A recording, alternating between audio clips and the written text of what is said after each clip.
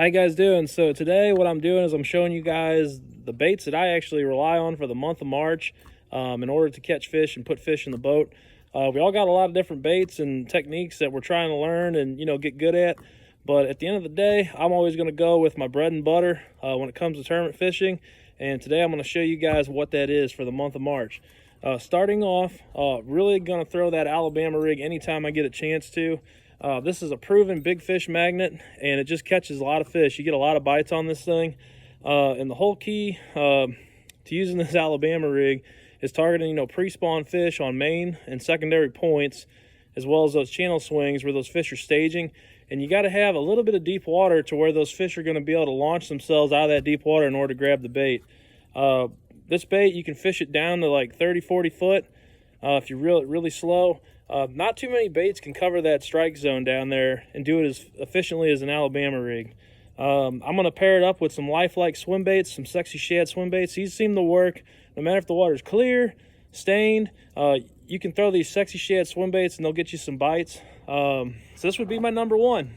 If I had to choose one bait to throw all winter, this is going to be it, just because it produces those big bites that you need for tournament fishing.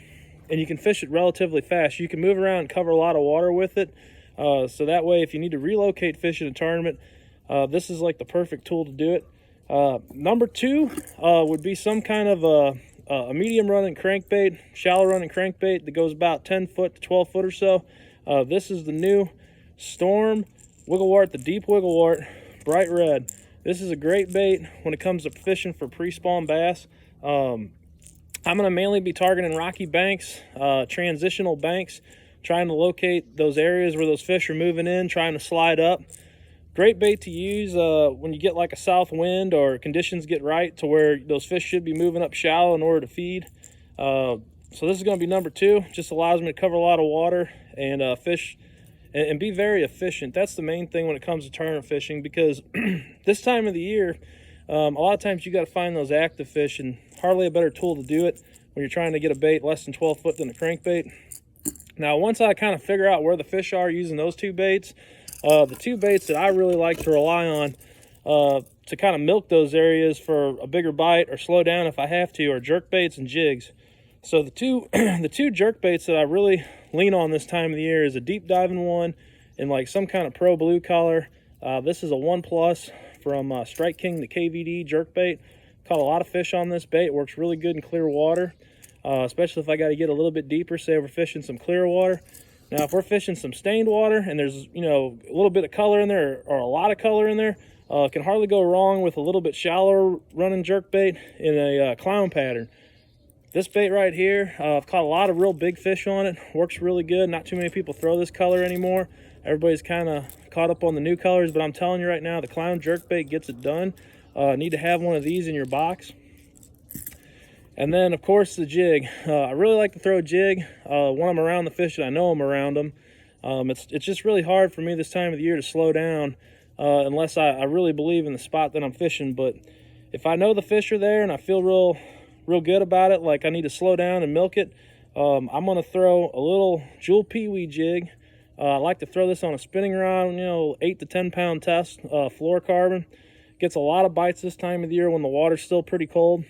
And then as it gets a little bit warmer towards mid-end of March, I seem to do a little bit better on the bigger jigs.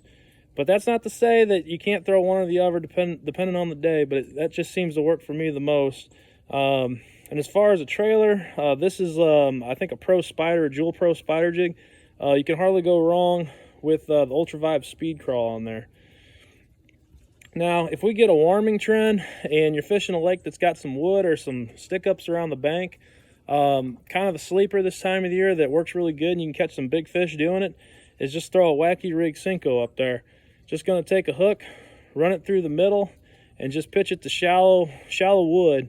And even around the backside of boat docks where fish, they're just kind of getting up there to look to see about where they're going to spawn in the next month or so. This can be really effective. And I almost always throw this on a spinning rod. But there you guys go. That's the baits that I'm really going to lean on in the month of March. Like I said, there's probably a lot of different ways to skin the cat and a lot of baits that would work. But those are the ones that I got the most confidence in. And that's pretty much all I'm going to throw. So hopefully that helps you guys catch some more fish. And